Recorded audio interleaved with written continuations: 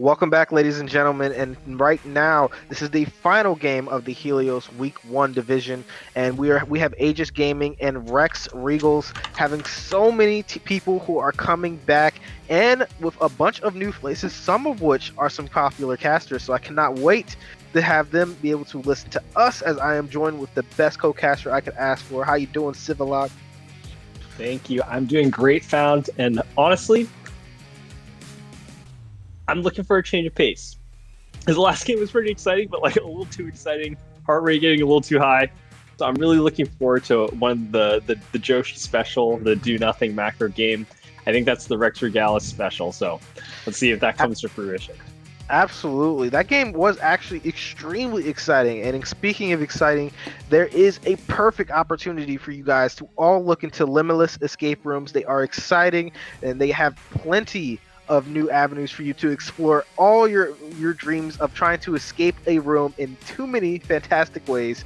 But now we have the draft going on, and the bans are coming out fast and furious, with some conventional picks being taken away with the Nar into Tristana, and some more unconventional picks being taken away with Bard being already saying you can't play this from the side of Trex. Yeah, this is a fresh roster from both these teams, right? Yeah, both of these teams are new to the league, so it'll be a little bit of a surprise for us to see what they have to bring to the table. I myself have a little bit of extra background knowledge on Rex Regalis since Joshi is actually a sub for Yubi, and a lot of these guys happen to be my friends, so I actually know quite a lot about how these guys play. AGS, on the other hand, I had known pretty much nothing about them other than that they're a team full of 80 carry mains. Oh man, but Civilak, what would make me really happy, and I want you to take notice of this. There is the top laner for Aegis Gaming is called Child Eater. All right. And they've selected Tom Kench, which is most likely going to be going in the top lane. So the catfish is going to be eating children today, and I wanted everyone to have to notice this now that I have, because that is what Tom Kench does, and he's always hungry. And honestly, I'm really happy to see him being moved more so in the top lane position role. He always felt like he was more of a tank than an annoying, basically walking QSS support. And I like the changes that Riot has made, and I think this is the first time we're seeing rework Tom Kench in the FOS League. Yeah, very exciting. It's also a denial pick. I know that Rex Regalis has been experimenting with that Tom Kench pick as well, and should be in their match histories. So taking that away early looks like they show they're prioritizing it. Can still be flexed to solos, but I do expect to see a top lane. It is matched by Thresh Helios on the other side. That is super exciting. Helios is one of Alec Battery's signature champions. Really excited to see what he can do on one of his favorite heroes. Yes, this is an extremely powerful lane. We see it constantly giving Helios that type of that escape. But with Morgana Caitlyn being selected, this was an old-fashioned counterpick lane. This is something we saw traditionally when Helios was at his height. Now, basically, this forces the Helios to run cleanse because a binding can easily equal death. You cannot take the lantern while you're binded, and that trap combo will prevent you from really taking heavy advantage of the lantern from the side of the Thresh. But yeah, this bottom lane. Yeah, go ahead. Yeah, this bot lane is going to be explosive, but the thing is both top laners have selected tanks, so we basically know that Snorfest will be continuing, and we will not be seeing any aggression from the top lane, which means the bot lane party is on. It's already been drafted, and both teams are selected. This is how we're playing the game today.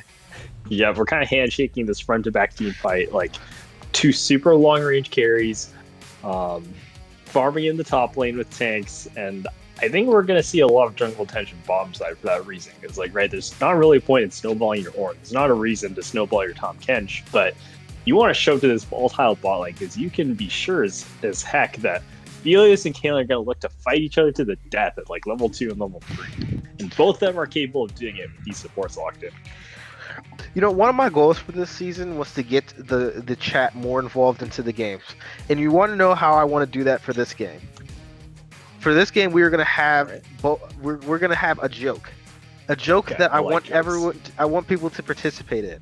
If Aegis Gaming is the team that takes the game, I want everyone in chat just to write Coach Diff. And if you cannot see why, then the joke may have gone over your head. But that is the answer. That is what they need. 3-0. Which number is bigger? Which number will be stronger? this is honestly this is the most important part of the matchup today.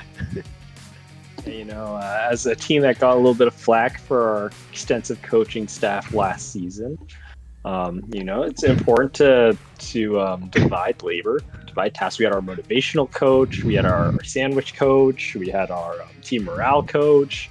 So Wait, you guys I had think a it's coach last important to season? cover all those roles. You don't want to overload one position. You Who was your drafting coach? That's the guy. That's the guy I need to talk to. know? Yeah, funny thing is that none of our coaches did any of the drafts. The drafts are all from Utility Monster, so He was your it's kind of a jungler, running correct? gag, though. He was your jungler, right? Yeah, our jungler, he runs most of our drafts. Sometimes we tell him what champions we think are good in the matchup so he can not pick them, pick something else that's bad in the matchup. Oh, that's what we like, boys. That's what, You'll love to see it. this is But why yeah, we hire Rex or coaching staff. Dallas, they do have a star-studded coaching roster. I mean, we even got some academy talent in here. So let's see if they're able to put that backseat coaching, the backseat gameplay into action in the front seat. And driving that front seat is the bus driver, Rafa, with the Jarvan lock-in. And that's a high-impact champion already there to set up the Ornn combo, the Ornn ultimate, for Helios to shoot from safety. So there's a big tools coming out of Rex Regalis, but that's not going to come uncountered by AGS. They're going to counterpunch with Nocturne and Syndra here. Yeah, honestly, I think that Rex Regalis has done a pretty decent job. I'm happy that Jarvan has come back into the meta after the buffs he received, giving himself, excuse me, a bigger AD ratio onto that Cataclysm. He has been more of a damage threat, and I wonder if Rafa is going to give us a lethality Jarvan, a little bit of spice, or if he's just going to go the more traditional Gore Drinker tank route. I expect Rafa to go traditional Jarvan build. He's a good boy. I think in this team composition, they don't really need more lethality or more burst damage. I mean, the opposite case is that, like, if you have enough burst, you can just one-shot Caitlyn if you're ahead, but I think with Helios and Ziggs, you're not going to be short of damage to kill people. Should be happy just building Gore Drinker. And it's not like Gore Drinker Jarvan doesn't do damage either. Like, that Jarvan hurts with those autos. Like, he doesn't necessarily have sustained damage, but he can burst really hard just with his bases alone. Yeah, absolutely. And there is only one way to find out. First off, I think that Rex Regalis has drafted a pretty decent comp, so I am going to be airing more on their side with what they have. The ease of execution is going to be quite low, but the only way to get into Rafa's mind is to get into the game, and frankly, I cannot wait to see how this game is going to transpire with so much high-profile talent and some interesting decisions that I'm expecting to find. Yeah. We've seen a little bit of a transformation in the draft those last two picks, and both these teams going for really different and distinctive styles. So make this really Oh interesting to no, see. this is the Ooh. 5v5. This is the Here set. we go. Ladies and gentlemen, the hype is there. I want everyone to let it build. Oh, This do could they easily know? be. There's no way. There's How no do way they they know. They're know? not out of vision. Oh, they're going. This is going to be a Oh, pincer, so they're going to see two people, is but they're this going to be correct? walking in, and Do they know Ophelos is this? going to die instantly. Syndra is going to be taking up first blood. A bunch of damage going on to Rafa as he is going to be trying to get out without burning the flash. The Q from the Oh Nocturne is going to miss, no. but the binding is going to land.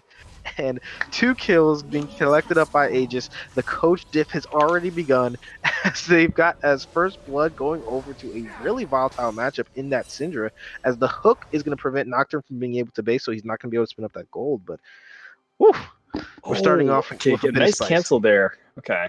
It's still a bit of an ugly start from Rex Regalis. They're definitely coming out of this on the back foot. But at least Nocturne's not going to be able to reset for his longsword on that first clear, which will slow him down a little bit. Yeah, if you're Rex Regalis, you're like, what are the chances that everyone would rate into that bot side try Yeah, push man, unless like, they knew? and this is game one of the season. Like, there's no existing game. Like, I'm really curious now what teams were thinking. If there was some scouting or prep that both teams were thinking about. Like, I mean, there had to been, right? Because that's not like an yeah, expected path that you see. Usually, it's yeah, just that's one so person weird. waiting, and then it's a walkout. So, Yeah, I wonder if they've and it, scrimmed each other or something. Maybe they have some kind of level 1 metagame going on, but yeah, it was really strange. And speaking of metagame, there's somebody who's not going to be enjoying his life, and that is going to be this Ziggs into a matchup with Syndra having so much sustain and the Ring of Death The already being Darkseid picked up. and Corrupted Potion. And look at how much damage that these 80 carries have traded. Thresh is going to be getting chunked out, but Caitlyn is going to take a bunch of reprisal. But she has fleet, so she's not going to be too upset. But yeah, I expect a bunch of aggression with some of these lanes. Yeah, I wouldn't count Rex or Dallas out yet. I think they're definitely on the back foot here. It's going to be an uphill battle to stabilize, but they definitely can. They're pretty much outscaling, and Oh, honestly, here's a level 3 gank coming out early from Rafa as Syndra is going to block the EQ with a beautiful QE stun, and now the trade damage is going to come out onto the onto the Ziggs, who's going to be forced to walk away. So very well played on level 32 side hook. yeah, they don't convert the kill, but they do get enough pressure for Jarvan to secure bottom crab safely, and that's really what counts. So the kill is like gravy, but yeah, you get pressure, you get the crab, and in a situation where you're so far behind, if you can get any crab, that's so great. You're just trying not to get double crabbed at this point. So, great adaptation by Rafa. He's going to be able to return to his jungle in full clear. He might get verticaled if they're keen on his pathing, but it looks like Nocturne is actually looking for the top play here. Yeah, and this is going to be Goat Killer. He had a relatively good dank timing. It looks like there's a little bit of over eagerness, not waiting for that wave to already be pushed into the middle. But now, level 32 side is going to be finding a pretty strong trade onto Ziggs, where the nullifying Oreos pop. The autos are coming through. Ziggs still has barrier and flash, so you don't want to get baited any further. But yeah, he's going to be forced all the way back under the tower, and that's a lot of damage he's already taken in this lane. Ziggs is trying to stay here. I'm worried for Zenz, and I know he has Flash Barrier, but Nocturne's in the area, and they should know this. Jarvan's actually looking for the play. Yeah, and he's going to be here. Level 32 Psyduck has managed to dodge his second gank of the game, with my Goat Killer just going to walk out and say, Rafa, you are not going to get any refresher, as this is going to be a really strong reset onto the side of Syndra if they manage to get this wave all the way in, as Child Hater is taking a bunch of damage into this Orin, and is kind of struggling so far to keep his sustain up. Looks like Zenzen is going to be forced onto the reset, but Rafa picking up the mid wave in exchange. Goat Killer will be able to shove in this wave and go back to clear and have some slight tempo, but Mark or Rafa getting that. Oh, here we go. Experience. This is a big. This is going to be an all-in fight. Child Hater has passed away, but he has nowhere else to go but to continue the battle. The shield is going to come out, but he's not going to press it in time, as Joshy's going to pick up a solo kill. The Bellows rep has found it, and in a matchup with tanks that aren't expected to have much action, a kill being picked up on the side of this orange is going to be really big for his scaling. Yeah, that's a huge turnaround, and I mean that's really the only toehold that Rexter Dallas needs. Like they're definitely on the back foot still after all of that, but they super outscale in pretty much every position. Like Orn outscales Tom, Jarvan outscales Nocturne, Ziggs outscales Syndra, and Helios outscales Caitlyn. So like really, like if Aegis is not like super beat down Dragon Soul at 20 minutes, like I think the game can actually turn around really fast. Don't be deceived. And the fighting has continued to go. I don't know if Child Hater can win Child this, Hater doesn't win this, does he? Oh, no, nice flash. That's a pretty difficult fight to take. You're fighting into a caveman. Even Tom Kent struggles to do that. The hook is gonna land. The doctor is in the house, and he's found a hook that doesn't go through because of the black shield, but still quite well done, getting a lot of damage onto this Caitlyn, forcing her under tower. And this is not where Caitlyn Morgana wants to be. They want to be pushing. They want to be pressuring the tower. And Aphelios Thresh having lane control so early could really open up some avenues to get some early Drakes on the side of Rest Regalius. Speaking of freeing up this Thresh, Doctor actually looking for roam here. He is spotted out by a ward along with Rafa, which is gonna Psyduck is gonna catch wind of that and rotate top to his own jungler, but that's still pressure and it's going to give room for Zenzen to farm. He hits level 6, he's working his way up to Lost Chapter, and I think at that point, if Syndra hasn't killed Ziggs again, Ziggs will finally be able to stabilize and just range wave clear. He won't run out of mana anymore with Chapter. So we're getting really close to the point where mid can stabilize after having a rough early game.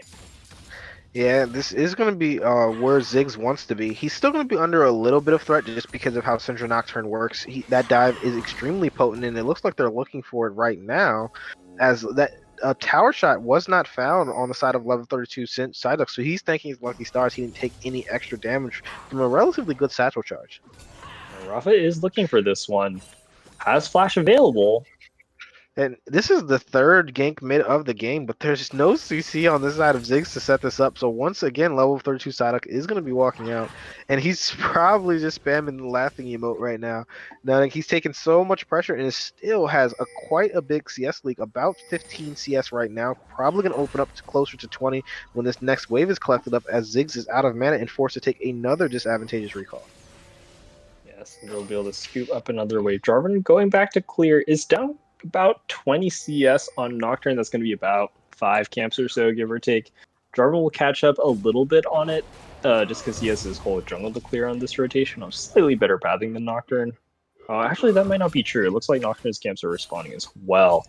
I wonder if these junglers are going to opt to clear up top side, or if maybe one of these teams is going to turn their attention to Drake. It's going to be a critical decision point for both teams.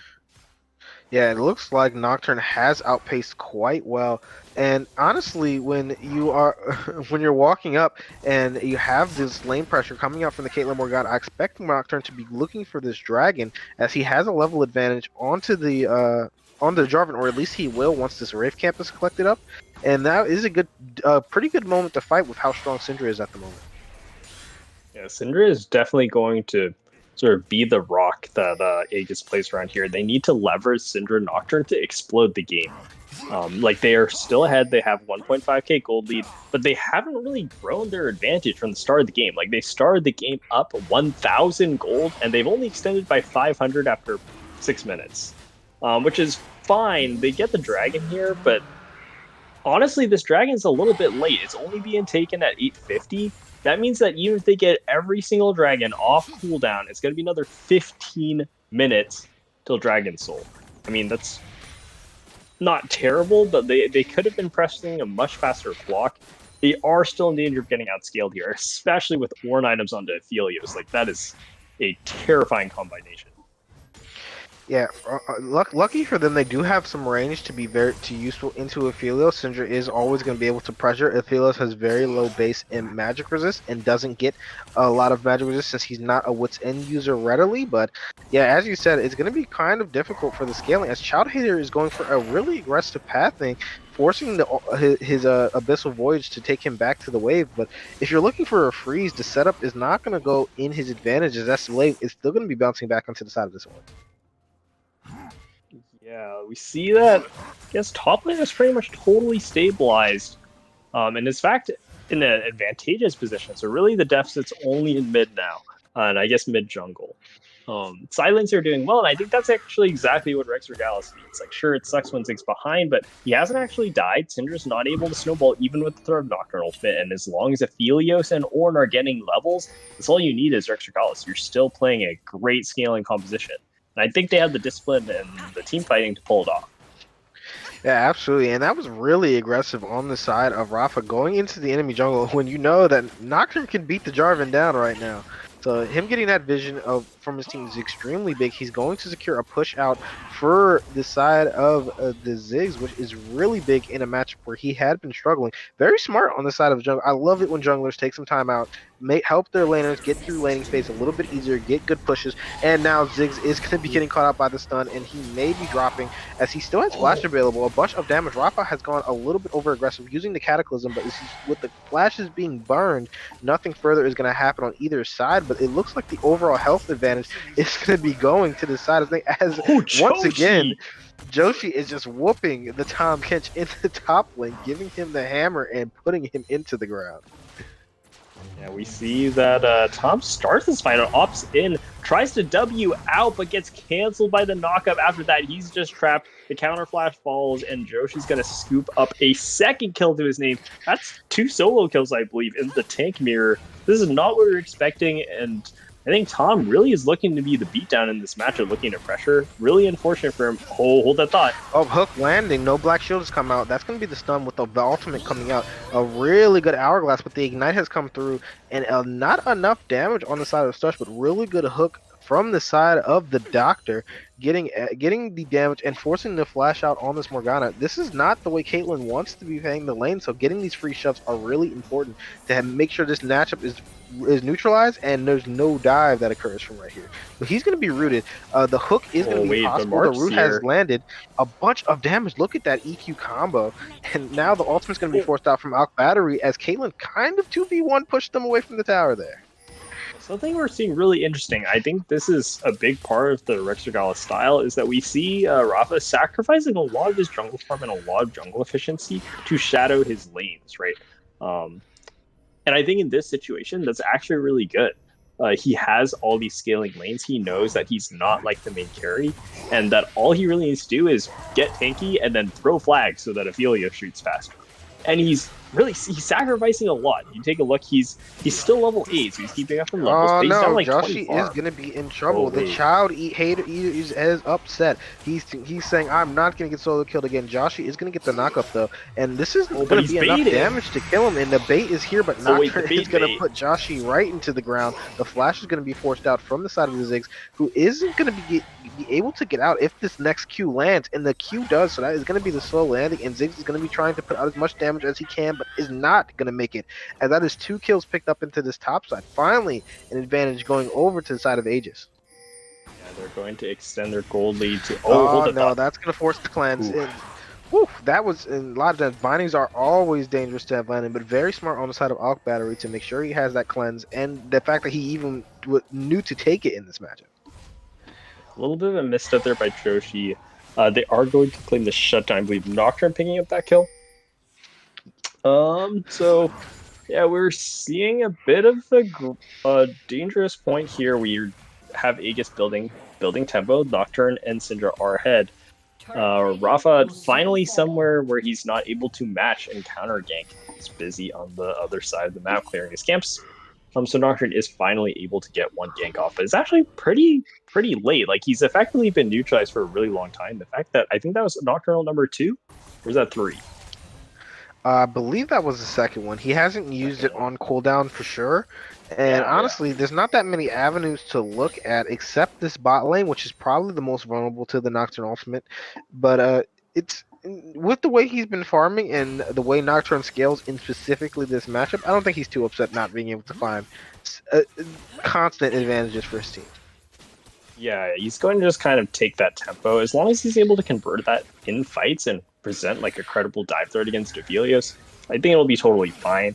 We're going to see attention shifting toward the dragon here, and Joshi might be cut out. On dark, and there is a fight. Joshi's going to be in big trouble. Nocturne has managed to root him up, and he's going to be dropping first. A 4v5 has now breaking out, and Rex has to decide to not fight this, as they have to walk through a corridor against a Morgana, and the traps are coming down, which means a free dragon.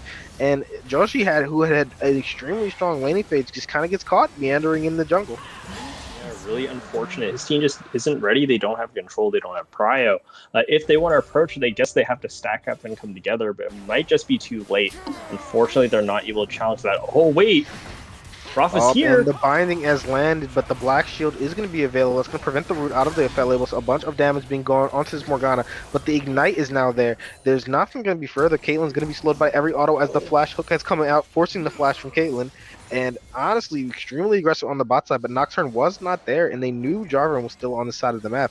As now a gank is being prepared for the side of Rex. It looks like the hook is going to be looking to be gone. It's going to land, but this is just a bait. The Nocturne Black Shield is going to come out, but the ultimate is coming from Caitlyn, and Alkberry is going to barely make it out by the skin of his teeth. He took some tower shots on his way out with that lantern. That was a really close one. The fear did not come early enough to stop the lantern dig, but it did trigger as he was on the way out. So he was slowed by the fear effect as he was running away from the tower. Takes a couple extra shots, but Doctor and Rafa are there to block the Caitlyn ace in the hole. He's able to limp on out that one with the assistance from the lantern. So good presence of mind and foresight by Doctor, like his namesake, I suppose, taking care of the fam, staying healthy. Keeping the health insurance premiums low. Oh my god. Nope. The political commentary will be ignored for the moment. But at least on the side of childhood. Universal basic income. Yeah, I should get one per cast found. Just one. I'm not allowed to condone any actions by any federal governments, but on the side of Child Hater, he has gone for this Umbral item. It'd be really interesting for production to see who he used it on. I'm not exactly sure who he would have marked since there's not that many great targets. I assume it would have been the Ornn, maybe to make the 1v1 a little bit easier, but the value you get on tanks is initially less because tanks inherently have higher tenacity than marksmen. But yeah, I'm kind of wondering where he would have used that item on. Yeah, we'll have to And the see. Oh, stun's Nocturne landing pulled and in by Nocturne is Lantern. coming. He's 1v3, so he's going to be forced to walk away. But Jarvan's going to just dash in and take the Ooh. balls of death, as that is a big Syndra ult that's going to be putting him into the ground. That dash in was extremely misthought out, as he did not get any real damage out. And now the 1v1 from the 80 carry Alk Battery is taking a bunch of damage. That is going to be the dash forward, and the R going to be going out when he Oh is wait, in Caitlyn. range. The kind of a comedy of errors out of both these marksmen, as the flash is coming through and the bomb is down, as Alk Battery has found it. The gun is bigger on the side of Helios. Yeah, we got action all over the map. There's that fight in the mid lane, and it's just sheer chaos. And I think that's really the power of Dart. Oh, hold the thought. Ooh, and a good Um, flash on the side of level 32, dodging the flay and preventing the box from putting him in there. But Ziggs has been pressured quite heavily, but with the barrier being alive, he's been very difficult to finish off. And him having the Leandries, he's at the point where he can clear basically max range and never have to interact with the Syndra. yeah, Ziggs is behind, no question about it. He's like down 50 CS or so. But the fact that he's only died a single time, was one of those a level 1 kill too? Like, he hasn't died, which Yeah, is no, incredible. He's laying against Syndra and Nocturne. That's so hard, but he's managed to stay safe. He has the defensive threat of the barrier. So he's been able to effectively mitigate this. His team is only down 2,000 gold. Like, I keep talking about this. Like, yes, AGS is ahead, but with the advantage they started with, I feel like this might not even be enough. We're getting really, really close to Ornn items here. And Helios getting so much gold, the solo tower capture bottom, the solo kill on Caitlyn. and look at the Alk auto Battery is damage really coming out from the side of Alkberry. Find those yeah, autos look through at the that. minions. I mean, honestly, that's the only person they need. If Alk Battery is strong, his whole team is set up to facilitate him. They have Ornn to peel and get the Ornn item to him. They have Thresh Lantern. Oh, here we Hook go. landing. That's a stun Nocturne. He's taking a bunch of damage. Forced to flash out onto the opposite side. Is not going to be able to find his way out. As a pick being found, the Doctor is on duty and he's constantly landing these hooks. That's the third one we've seen so far. Now level 32 side duck is in trouble. The bouncing bomb is going to put the Leandri's burn onto the Syndra. As now Child Hater is going to be in big trouble. The root's going to land. The hook is going to be grabbing up the Kench as he's finding his way onto the bench, but he is going to make it out with a long range bomb auto attack from Ziggs. Going to be picking it up. But yeah, that is a bunch of advantageous advantages picked up by the side of Rex. Yeah, that's it. That's Dragon number 3. Aegis really need to win this fight. Now with Alk Battery, he's at Shield Bow. He's going to go home and finish Collector after this. With all the shutdown gold they got, and the gold lead's pretty much gone, and Rex is just going to continue to scale and become more and more terrifying. Yeah, this is a big dragon to have him picked up, but Nocturne's going in, and he's going to get the smite. Massive for the side of My Gold Killer. He's going to trade his life for it. So as long as Baron cannot be taken in response, that is a really good trade, because a soul point with Mountain on a team that has Tahm Kench is kind of a scary prospect that Rex is going to need to be concerned about in 5 minutes when that next dragon spawns. Yeah, that's a tough one. Really a true 50-50, and it's a little even harder for Rex, I'd say, just because of the darkness. Like, honestly, darkness has been huge. Every single Nocturnal fit, we haven't seen a lot of them yet, but every one that's been casted has been critical, and it just introduces so much chaos. We saw it secure 1 kill earlier, and then I believe the third Nocturnal, when he got pulled in extra far by the Lantern, Rafa tried to turn around and turn the fight, but because of the darkness, he didn't know that they were actually at a man disadvantage for that skirmish, which really changes the situation quite significantly. So, and the darkness is a huge part of the power of Nocturne Ultimate. People definitely really sleep on it, especially in 5 setting. Yeah, vision denial is massive, and since we are not in a land environment, it's very difficult to just, look at your teammates' screens and make sure you can see everything. But level 32 is going to be going very aggressive. He's going to die instantly. That is a kill being picked up, and he's going to lead My Gold Killer also into the death chamber. Oh my goodness! Yeah, a mid Zenzen thing, and wins. the picks aren't done. The hook has landed. Doctor is not going to choose to go any further, as he probably could have gotten the flay off. But then Joshi is beating down this 80 carry with the ultimate available, and the goat has landed it, and that is going to be a flash away. Joshi's still on the chase, but with the Bellow's breath coming up in just a little bit of time, Caitlyn is going to be finding her way to onto that gray screen with 3 kills being picked up. This could easily be a Baron rotation. It does not look like they're rushing for it at the moment. But yeah, a bunch of kills being grabbed and a little bit of over aggression on the side of level 32 side there. Yeah, they actually Rex baits that super well. Zen confident, he plays up. He's like, "Yeah, we can play this, Rafa. I have barrier, I have flash," and he gets Goat Killer to commit super hard. Uses both sums, and they turn around a huge fight. And more importantly, they even collect a shutdown onto Syndra, who's been holding on to that since the early game. Um, yeah, now they're at a comfortable, almost 2,000 gold lead. Yeah, 2,000 gold. Yeah, goal responsibility has been the major theme today. If you are the person who has all the gold and is the one who's needing to be the carry, you have to value your life a little higher. Giving up a kill just to grab a kill onto a Ziggs that doesn't have much extra advantage that you're going to be able to accrue after that isn't going to be worth it the majority of the time. And that 2v2 basically led Nocturne to his death also. Yeah, and we see Zensen maybe even going to get away with a hat second. This is a really powerful second item purchase. Normally, it's dangerous to do this because it delays your second item completion. Hat is very expensive, and there's a lot of important stuff going on at 2 item fights. But if he's able to complete it soon, he's kind of gotten away with it. And it'll really pay off because Ziggs with the hat Leandri's damage is going to really hurt. Every time Jarvan drops the Cataclysm, they're going to throw the Ziggs bomb on top of it. Absolutely shred someone who doesn't have flash available to get out. Yeah, and there's so many people that's going to be vulnerable. Child Hater getting on his dancing shoes and dodging a hook. That could have easily been his death. That's a lot of CC that would have came out, and the box is also available. So a really necessary dodge, and a lot of pressure seated to the side of Rex now that they have complete control looking for of this something. river.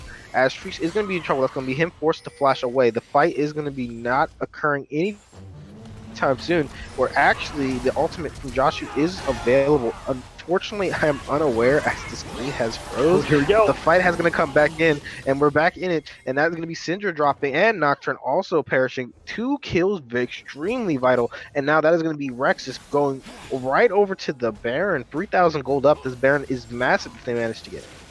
Yeah, I'm pretty sure they will. There's no way for AGS to contest this. The more critical thing is that Dragon is up in 40 seconds. Can Rex get the Baron and get to Dragon after? Because honestly, if they trade Baron for Soul, I'm not even sure if that's worth it. It's going to be really close. 30 seconds. Yeah, and they're going to be recalling it too, so they aren't going to be rushing. They're basically ceding control of this area, though, and this is going to be very concerning against the Caitlyn. If this is not correct. Caitlyn needs to drop this wave. She needs to be getting traps up, prevent the walk in, especially with Joshi kind of just being the only one who's available at the moment. It looks like they're going to opt to fight bot side, but I think this fight is going to easily be with the sides of the game. Whoever wins it is going to have such a massive advantage for the rest of it, and honestly, this is the comeback mechanic for Aegis if they manage to take some Baron buffs off and prevent any gold from coming over. But Caitlyn is going to be extremely far caught out. The darkness is in. Nocturne is going to be the first one to start the fight. A 1v1 from the side of 80 carries. The flash is coming away. This is a bunch of damage from Child Hater. Nocturne is going to be the first one to drop. Big stun from the side of Syndra. The ultimate is going to be coming available. Caitlyn has downed, and Child Hater is on the back line. The 80 carry versus the mid laners. This is so much damage. The carries are still available for the side of the team Rex as they're chasing down Child Hater, who is kind of by himself. They're looking to land a stun, big stun on the side of Alk Battery. He is going to be in trouble. Nocturne has landed on the Ziggs, and Child Hater is chasing down Alk Battery, but he's not going to find it. The kite back is occurring. Syndra's getting 1v1 by Joshin on the inside, so that is going to be the end of the fight. And A just wasn't able to come up with enough damage, but they have 3 seconds, and teleport's still available. So if they still want to go for this dragon, it is still possible with Syndra being able to teleport back on the map. Yeah, it looks like Rex choosing to play it patiently, wait for Rafa to end up back on the map. Psyduck, you can't be there. Ooh, gets out by the skin of their teeth, but Minotaur is going to fall. Extremely dangerous look. He needs to just recall. You have teleport. You can get back onto the map. Oh, no. Yet so much time wasted, and Joshin is backing, so this could easily be an outnumbered fight. Now the Syndra is finally taking her base. The Dragon fight is starting. They do know this is happening because there is still a pink in the back of the pit. Now, the resets haven't come through for the side of everyone, but all the characters are back alive. Tom Kench is going to be walking up very, very slowly, so a 4v5 for the foreseeable future. Both teams are kind of concerned. Syndra is going to be the one who gets stunned by the hook. She needs to protect her positioning. She cannot be the first one to die.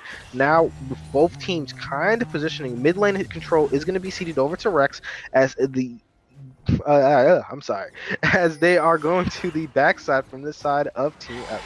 Is there anything further? This is easily going to be a smite fight. The ultimate is going to come through for Josh. Level 32 Syndra is going to die. She is going to die immediately. Psyduck does not have anything else. Morgana's going to find himself into the death chamber as well. The chase is on. How many kills are going to be able to be picked up? Ziggs is going to land a big bomb, but no CC is available. And my GOAT Killer is going to be finding himself joining his teammates straight into the ground as a big fight has been picked up by Rex. And they are able to get the dragon and force 2 winning team fights back to back. So much discipline there by Rex. They see Nocturne lurking on the flank. They know that what is happening? Oh god. Oh, a nice trap. Good trap. Maybe He's trying his best. But... He's kiting it out. But the bomb is there. It's kind of... Yeah. The ace hadn't been gotten over, but that is going to be the ace coming in a little bit late. Both the 80 carry and top laner just randomly walking around with... Without the goal, I don't know. That maybe he was looking for his double if play. We have no idea. But with that, that's going to easily be a tower dropping. But level 32 Psyduck has a bunch of damage in the chamber, and this is a tanking tower. That's going to be Jarvan, who's forced to flash out. The ultimate from Nocturne's going to come in. Ziggs is going to be dropping. Nocturne's on the back line. How much can GOAT Killer do? He does not have enough. The stun is going to land, and that's going to put Joshin into the ground. But as the chase continues, there is still not enough, as Morgana does not have enough to survive. The hook is going to go wide, but that's basically just going to cede her life over to out battery with the red gun passive. But now a 2v3 is available, and the health is on the side of Aegis a little bit, as they're going to be looking to defend their mid lane inhibitor, and it looks like they're going to opt to just give it over, as the minions had already done so much work. Yeah, really you see the Rex Regalis discipline there, their macro and the shot calling at that last dragon fight.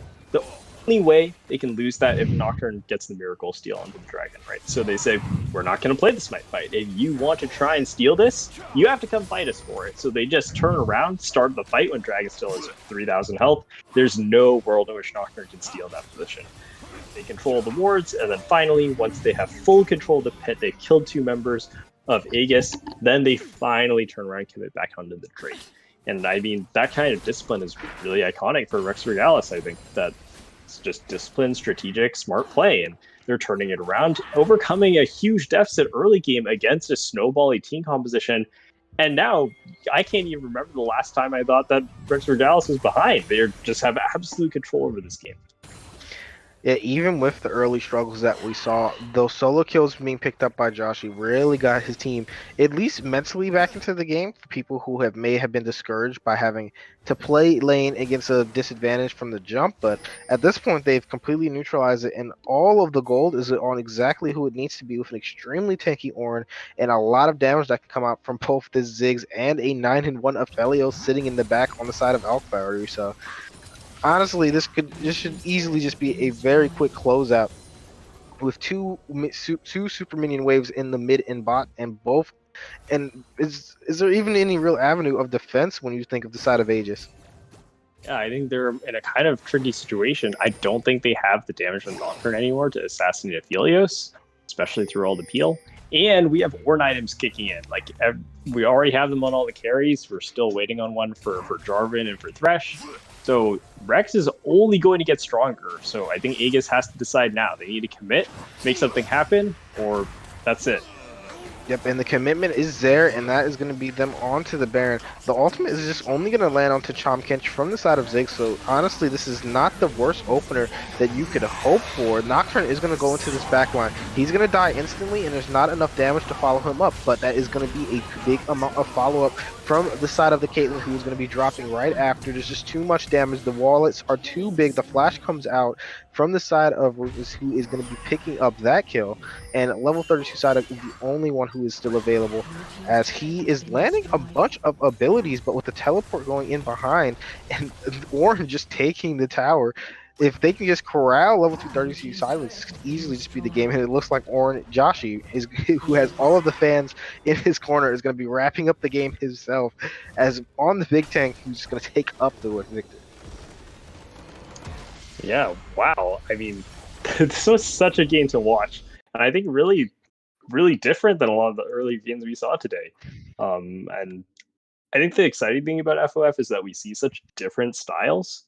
You know, when you get better and people are like hi Elo or IM or whatever, right? You understand more of the game, right? So in general, people are kind of converging along like correct play. I think the fun part about this kind of amateur type play, speaking as like from a player perspective as well, is that because we're not the best in the best, everyone's good at very different things, right? You can be gold or platinum in very different routes. Maybe you're a player who's just really good at warding and macro. Maybe you're just super good at laning. Maybe you're really good at assassin. Maybe you only play tanks. So people get to that point in League in such different styles and different ways that you can really see that style clash in these teams.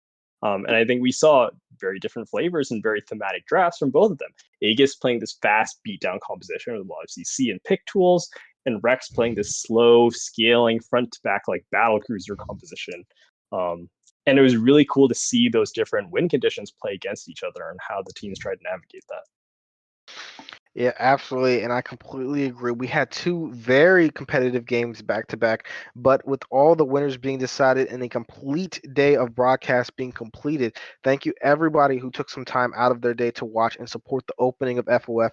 We are all so glad to be back, and we have to thank our sponsors who are Adobe Creative Cloud, Logitech, and Limitless Escape Room for helping us to make this tournament as best as we possibly can. And that will be all from us today. That's going to be me signing out with Civilock. And thank you, everybody. We'll see you guys tomorrow.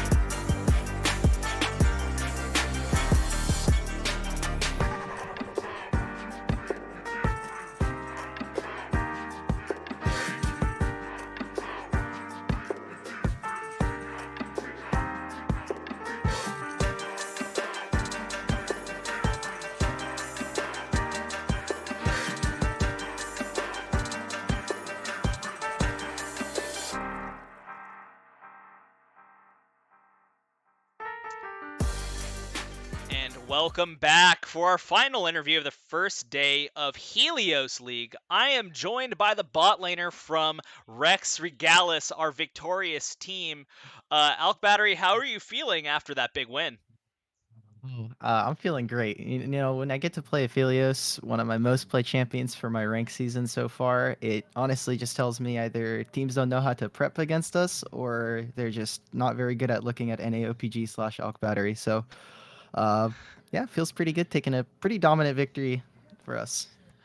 Well, I like you dropping a little bit of low key flame on the other Mhm. teams not being prepped and ready for this pick, which you're obviously popping off on in this game, and we'll talk about that in a second. But first, I want to talk about the man, the myth, the legend here, Alk Battery. You are new to our league, as so many others are in our league across Helios and Luna. I just want to know a little bit about your thoughts on joining the league, what it was like prepping for this season, and of course, you are on the fabulous Rex Regalis team, which is the very memeable coach difference. So, what was it like putting this team together and just your personal prep coming into this league? Yeah, so the org, Rex Gralis is actually owned by Rafa, our jungler. He used to kind of sponsor the old University of California Irvine team when they were playing an amateur, so kind of revived it just for this one. We were trying to come up with a name, try to find a play on words for the Universal Basic Income team because they are our friends. Like as you can see, we have Josh on our team or Joshi. He said, "Hey, I really want to beat these guys. I kind of don't want to tell them. We want it to be a surprise." And we signed up. We wanted to take part, and this is what we think is probably the strongest lineup, if not our long list of subs and coaches would be able to take those guys down, considering how dominant they were in the last season of FOF. As a newcomer to the league, I think that personally, I'm a very confident player, so I look at a lot of these bot lanes, and from what I've heard from Jeff and Brian, this league should be ultimately super free. If any of these bot lanes continue to play like I just saw today, we're going to be number one for a really long time, and hopefully we get to play more against UB. I know they're in another league, but that should be a really fun show match if we can both be first place in our leagues and put on a show for everybody. Yeah, well, I hope our script writers are listening so that we can make that True. fated Mm-hmm. matchup arrive. And yeah, I love that a newbie here, so to speak, is making sure that everyone knows exactly what the score is, and that you're not only not afraid to step into this league, but that everyone rather should be afraid of you. So let's talk a little bit though about the game here. You guys had such an impressive showing in this first game. You, as you said, were on the fabled Aphelios straight out of your solo queue win rate. So, what was it like putting together this draft? What did you think about what you had and what you're up against? So, preparing specifically for this game, there's not much tape to go off of, especially with Josh. He's the person who's usually putting together our drafts, putting together our draft prep. We were kind of surprised that they banned out the champions that they did. I know me and Josh have played a ton of Tristana this season and last, but uh, I kind of just wanted to play just because I knew if we're gonna play a Raffle Stomp game, we might as well just pick it because it'll just constantly perma reset. Um, Coming into this game, we're surprised they actually didn't pick up Thresh, considering if you know that I'm going to play Jinx, Kai'Sa, Aphelios, and a lot more of these carry champions, you should probably just take away Thresh, especially if you're on blue side. That's just free draft advice for everybody at home. I know it's been hard. Um, and for the rest of us, I mean, we are still trying to figure out what exactly we want to do in a couple of other lanes, but so far, I mean, from playing scrims and playing some ranked five between the five of us, still very confident with what we can do, and still watching out the other tournament, especially with what the game before us. We got a full hour game, and we even have an Anivia that's just should just be 1v9, and the first game for today with the what was it? It was like Ezreal versus Aphelios, and this guy has 60 CS down and still can't win the game. Really suspect, really suspect players. But yeah, when we're coming into this, I mean, I get Aphelios. Doc gets literally the most played champion on his roster, 1.6 million mastery points. Josh is on weak side playing an Ornn and actually just solo kills this guy twice. And Mark gets to just play bloodthirsty Jarvan. Although I will say, we planned for our level one, and this will be fixed in future, but I will just have to ward the brush. We kind of griefed it, and seeing going down 0-2 was definitely not the play, but ended up working out. And congrats to them for figuring that one out for them, but probably won't happen again. I'm so glad that you did bring up that level one. I have it Hmm. on my notes. We hadn't gotten around to it yet, but yeah, that was really I would just want to know had you scrimmed against this team, you both were very very specific about coming to the exact portion of the map where you expected to either pass as ships in the night, or I don't know if you expected that you guys were going to get this massive wombo team fight at level one. So yeah, that was a bit interesting for us on our Mm. first day to see. It was it was a coin flip. We ended up getting punished for it, and get to see that other teams are not just fanning out, because you will get punished if they're not ready for level one. Um, but yeah, we were, it's we were just testing out some strategies, and ended up that this time around, Burger landed side down. So kind of sucks, but we still made it out in the end. The burger flip giveth, the burger flip taketh Exactly. away. Um, Hmm. before I ask you a little bit about your gameplay on the Mister 200 years, just a tip of the hat to your jungler Mark, Mr. Yes. Rafa. I like that he made sure, as Found was noting on the broadcast, mid lane never wanted for a push out. Every time Ziggs needed a little bit of a caddy, Rafa was right there to be his third summoner spell. Yes. So Mr. Bangy cosplay out there, we salute you on that one. Exactly. How was it for you though, just in general about this game? I was really impressed with your play. When you were in those weak side positions, you got the cleanse on the. They thought they had the sick nasty root on you bot lane when you're sort of just farming down there alone. You're like, no, I'm good. Walk it off. Yeah, So, what was your thoughts on that may have this been play brief. for you on Aphelios? Just give me your general thoughts on the That game.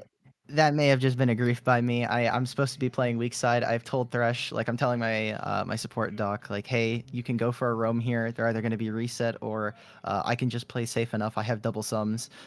I probably shouldn't have been hit by that binding, because I know that I'm better than that. But honestly, I got a little bit greedy, and I was getting a little bit cocky considering what I saw in the laning phase. I was not very impressed by either of them. I thought Caitlyn played all right for what they were able to do in the lane, but um, she should be auto attacking me on every minion at level one, especially when I don't have sums. And Morgana should be playing like an absolute psychopath with me having no cleanse. After that, though, I mean, you saw there in the game, I was able to freeze a couple waves, which I know probably dumbfounded a couple players when they saw it. They're like, "Oh my God, Aphelios is Church freezing a of wave. Caitlyn LS. can't do anything." Exactly. I hit the freeze on him, and Caitlyn never really broke it, and Morgana never went for a roam. So it opened up, like you said, the third summoner spell in Rafa. That was exactly our plan. We were like, okay, well, if Syndra doesn't have flash, or if she does have flash, we're going to get rid of it and look to attack it from there. So it frees up my support, frees up my jungler to do that, and it puts a lot of pressure on their jungle and their bot lane to do stuff, especially when you look at their composition.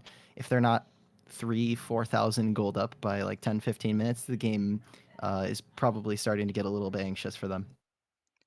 Well, yeah, we got a little bit of a goodwill coaching charity of the day tip of our hat to Mm-hmm. Ping Pong Ping in the Twitch chat. But thanks for you've been very well spoken in this interview, Alk Battery, and you've given a lot of great tips, especially to some of our teams who might not be super prepared and ready, or hadn't had that experience with some of these more organized play scenarios. So thanks for explaining everything so well and giving us some insight into your gameplay. Appreciate you coming out for this interview as well, Alk Battery. Any final thoughts you want to leave with us on this broadcast? Any banter, which you've done plenty of, or Mm-hmm. any Mm-hmm. shout outs you want to give us? Well, one, I want to give out a shout out to Juan. Happy birthday, man. Glad to see that you got such great friends like Jeff God Gamer. He's a real homie. So a friend of his is a friend of mine automatically. Happy birthday again. And I want to keep it kind of short. I've been here for a bit and don't want to take up a lot of people's time. Thank you to my team. Thank you to all the people at FOF for having us, and to for the future of the league. Good luck to the rest of the teams. You're gonna need it. Y'all kind of, from what I've heard and what I've seen from, if Brian and Jeff can take care of this lane, and you have even Barwell playing pretty well, this league must be incredibly free. I don't know, man. Like the bot lanes are kind of suspect. We'll have to see. And thank you for having me. Yeah, definitely. Let's see if it's a little bit of a good luck in esports angle for the rest of the Yeah, teams in this actually league. though.